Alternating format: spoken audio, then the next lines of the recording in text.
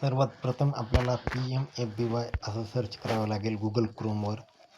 त्यानंतर पहिला पर्याय फार्मर लॉग इन याला ओके करावे लागेल. त्यानंतर असं ऑप्शन येईल.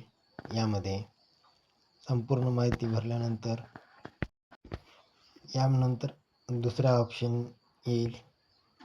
यानंतर ही कॅप्चा आणि जो आपला व्यवस्थित आधार क्रमांक आहे तो इथे भरायचा आहे.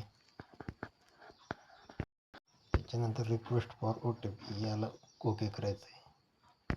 त्याच्यानंतर आपल्या मोबाईलवर नंतर आपण OTP सबमिट केला आहे आणि आपल्याला अशा प्रकारे सर्व माहिती मिळत आहे. यामध्ये आपल्याला पीक विमा किती मिळाला, आता आपल्याला माहिती मिळत आहे. टोटल क्लेम अमाऊंट 17,843 रुपये हेक्टरी झालेला आहे. लॉस 25% दाखवलेला आहे आणि 8,635 रुपये म्हणजे पूर्ण 9,208 रुपये येणार 3 एकराला. एकरी 3,000 रुपये एवढा कमी पीक विमा मंजूर झालेला आहे. अतिशय खेदजनक गोष्ट आहे नांदेड जिल्ह्यातील शेतकऱ्यांसाठी. आपण ही पाहू शकता 2024ची पॉलिसी आहे.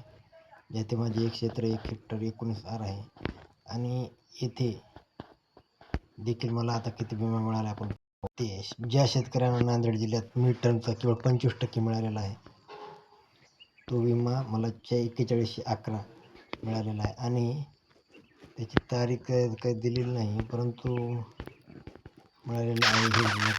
आणि 30% जो आहे मिळालेला आहे तो लोकलाइज्ड मिळालेला आहे इंडिव्हिज्युअल, जे 18,375 हे कधीच आहे 2024 आपण पाहू शकता.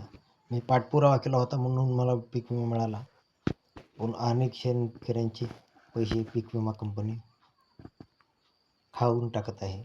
त्याबाबत शेतकऱ्यांनी आवाज उठवावा आणि आपल्या लोकप्रतिनिधी अर्थात आमदार साहेबांना विनंती करावी की 2024 खरीपमधील प्रलंबित जे